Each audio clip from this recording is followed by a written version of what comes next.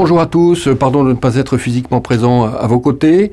J'ai l'occasion qui m'est donnée, je remercie les organisateurs, de vous dire à quel point BPI France, dans son activité de financement de l'innovation, tient à la question même de l'innovation responsable.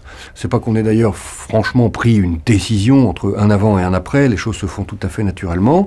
D'abord, l'essentiel des projets qui nous remontent, bottom-up, sont des projets qui sont nativement responsables. Il faut bien voir que toute la nouvelle génération des chercheurs et des entrepreneurs, notamment de la Deep Tech, construit son entreprise précisément parce qu'elle a envie de s'y mettre d'une certaine manière et de construire le monde de demain.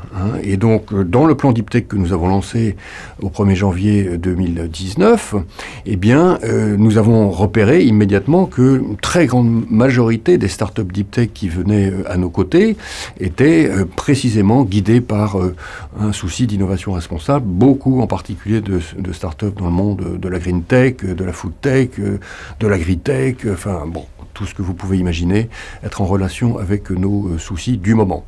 Alors par ailleurs, dans nos actions, évidemment, notre métier c'est de recueillir énormément de manuscrits, de faire des choix et de publier les meilleurs. C'est ça, nous avons un métier qui est sélectif, d'investisseurs, de financeurs, et ça nous permet de dialoguer et de faire passer des messages importants aux porteurs de projets, autour justement des questions de la transition climatique, de l'ESG d'une manière plus générale et de la responsabilité sociétale. Ce que nous faisons, une fois que nous avons investi, nous sommes toujours au conseil d'administration des entreprises et nous continuons de pousser ces messages de manière active.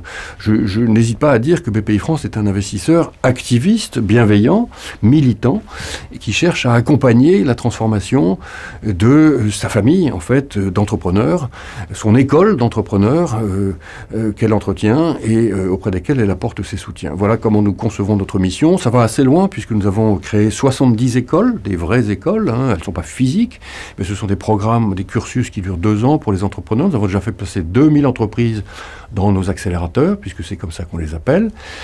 Et à chaque fois qu'une entreprise rentre dans les accélérateurs de BPI France, eh bien, elle ouvre son dialogue sur l'innovation de responsabilité avec nous.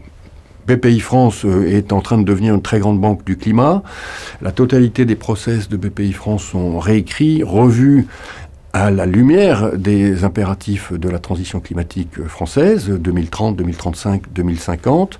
Tous les collaborateurs sont en train de changer de vie, en fait, d'état d'esprit, de méthode. Leur métier change. BPI France, banque du climat, mais également banque des autres verticaux et des autres considérations, naturellement, de l'ESG. Voilà ce que je voulais vous dire, en un mot aussi rapide que possible, pour ne pas prendre de temps à mes collègues dont j'ai vu qu'ils étaient présents sur la table ronde et que je salue également. Vous pouvez vous reposer sur les 3500 collaborateurs de BPI France qui, je peux vous le dire, se lèvent le matin, évidemment, pour rendre service, mais de plus en plus pour rendre service dans une direction très précise, qui est celle qui fait l'objet de vos débats d'aujourd'hui. Je vous rappelle la raison d'être de BPI France, peut-être pour terminer, c'est permettre aux entrepreneurs d'oser grandir, parce que nous voulons grandir, nous ne sommes pas du tout décroissants, nous pensons qu'il faut une croissance, pour servir l'avenir. Servir l'avenir, je pense que vous serez reconnus. Merci à vous, bon débat.